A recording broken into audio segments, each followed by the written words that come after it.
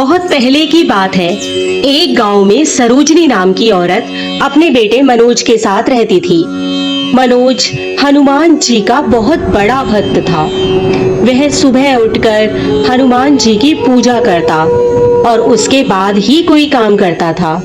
सरोजनी के पति की मृत्यु हो चुकी थी। सरोजनी बहुत मेहनती थी। वह अपने बेटे को पढ़ा लिखा कर बड़ा आदमी बनाना चाहती थी।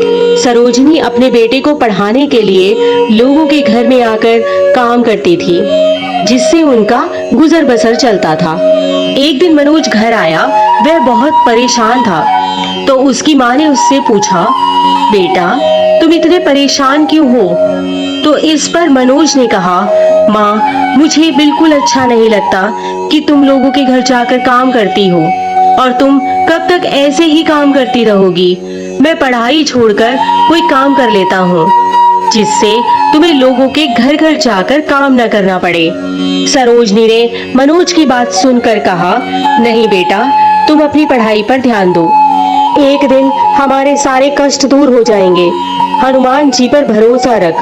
तू अपनी पढ़ाई पूरी कर। तुझे अच्छी नौकरी मिल जाएगी तो मैं ये सारे काम छोड़ दूंगी। फिर मनोज अपनी पढ़ाई में लग गया। इस तरह समय बीतता गया और आखिरकार वो दिन आ ही गया जिस दिन का सरोजनी को इंतजार था। मनोज की पढ़ाई पूरी हो गई और वह नौकरी की तलाश में निकल गया। वह सुबह जल्दी उठता और हनुमान जी की पूजा करता और काम की तलाश में निकल जाता, और पूरा दिन नौकरी ढूंढने के बाद थक हार कर घर वापस आ जाता। एक दिन मनोज को उदास देखकर मनोज की माँ ने कहा, बेटा तू उदास मत हो, हनुमान जी सब ठीक कर देंगे। तो इस बात पर मनोज बोला, माँ कुछ दिन ऐसा रहा तो मैं नौकरी की तलाश छोड़कर अपना कुछ काम कर लूंगा। तो इस पर उसकी माँ ने कहा, अरे बेटा हनुमान जी पर भरोसा रख, सब ठीक हो जाएगा। तुझे जल्दी ही अच्छी नौकरी मिल जाएगी। तू हार मत मान। अगले दिन फिर मनोज नौकरी की तलाश में निकल पड़ा। जब वह थक हार कर वापस आ रहा था, तब उसे उसके मास्टर जी मिले। उसने मास्टर जी को प्रणाम किया। फिर मास्टर जी ने पूछा, और मनोज क्या कर रहे हो आजकल? तो मनोज बोला, मास्टर जी नौकरी की तलाश में घूम रहा हूँ। तो मास्टर जी बोले, हमारे पास के गांव में एक स्कूल में मास्टर की जरूरत है, तुम वहां चले जाओ। हो सकता है वह तुम्हारी नौकरी पक्की हो जाए, बाकी मैं भी उनसे बात कर लूंगा। मनोज ने घर जाकर यह बात अपनी माँ को बताई और हनुमान जी के मंदिर में अपनी नौकरी के लिए प्रार्थना करने लगा। हे हनुमान जी, मुझे ये नौकरी मिल जाए तो मैं आपका ये उपकार कभी नहीं भूलूंगा। अगले दिन हेडमास्टर के सामने एक सुंदर नौजवान खड़ा था। मनोज ने अपना परिचय दिया और हेडमास्टर ने उसे बच्चों को पढ़ाने के लिए कक्षा में भेज दिया। कक्षा में आते ही बच्चों ने अपने नए मास्टर जी को नमस्कार किया। तब मास्टर जी बोले, बच्चों आज मैं तुम्हें नमस्ते बोलने का नया तरीका सिखाता हूँ।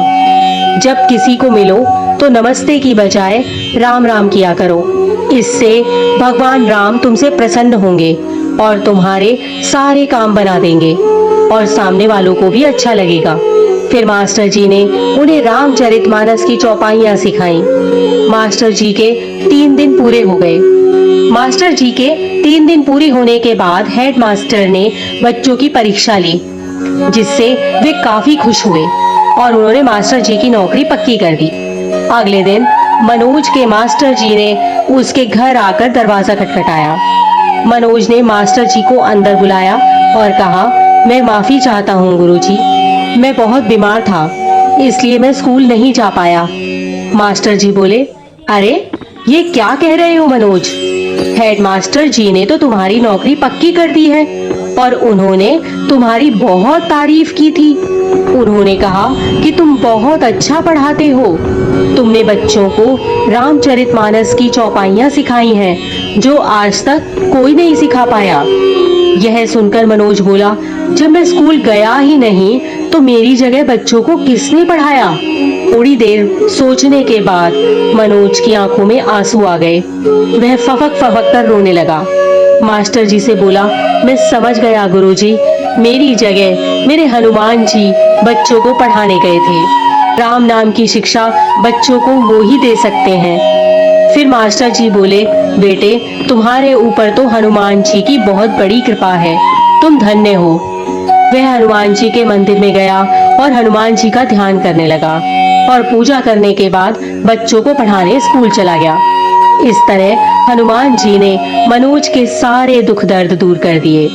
तो ये थी हनुमान जी की पाठशाला।